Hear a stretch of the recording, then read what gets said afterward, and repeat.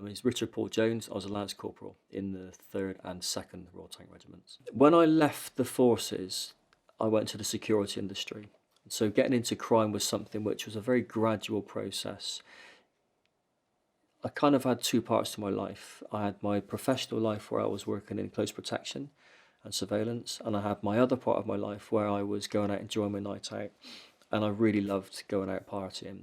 When I was introduced to ecstasy in the summer of '95 when I got out, the problem I found was when I sort of took that one pill, it made me feel like I was part of something again.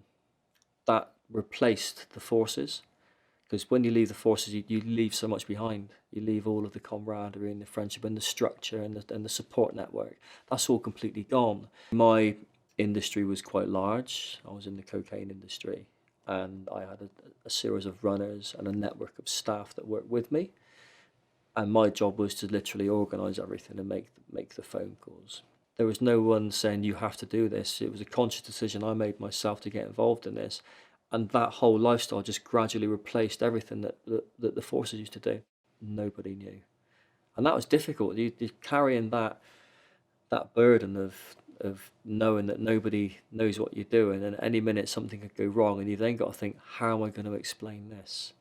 And when it did go wrong, it was really difficult. That's why I ran trial. I would the sensible thing to do would put hands up and say, yes, I'm guilty, and got a third off of my sentence. That would have been the right thing to do. Because I tried so hard not to let my family know what was going on, I thought, well, I'll run trial. I might get away with it.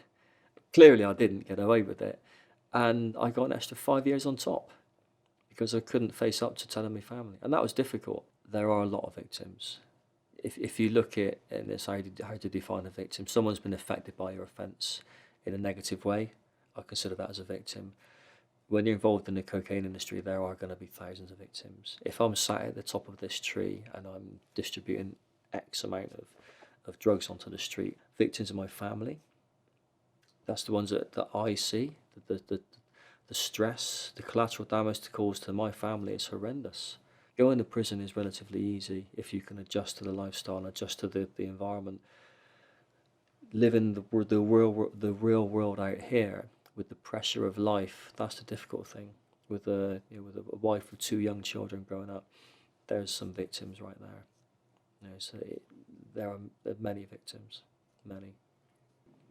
Well, SSAFA engaged from day one. Through my dad, funny enough, he said, why didn't you get some help with SSAFA? Because I was sent to a prison in Nottingham now. Being from Bristol, that's quite a trek. For a wife who has no job, who's currently job searching, and 2 young children, it's about a 3.5 hour journey, 7 hour round trip.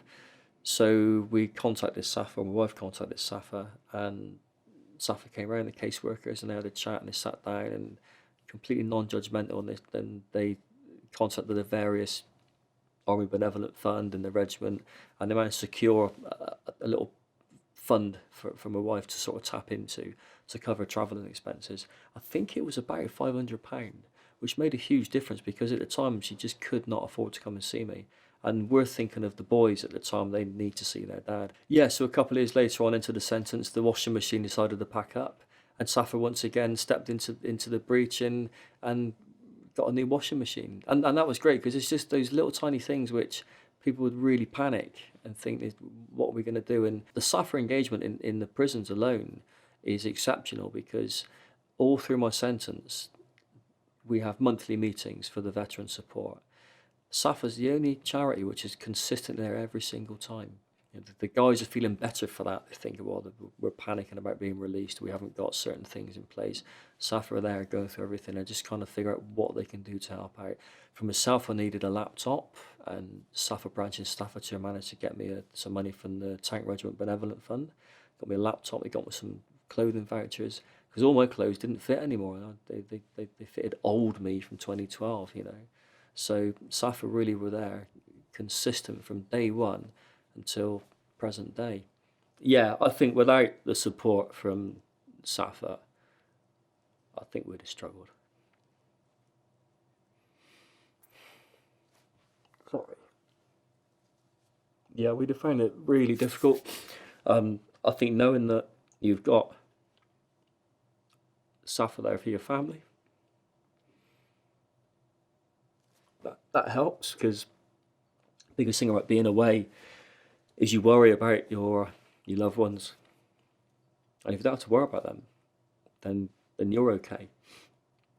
Not worrying about each other, if that makes sense. Because if I know they're okay and they know I'm okay, then everyone's going to be all right. And the support has been there from day one.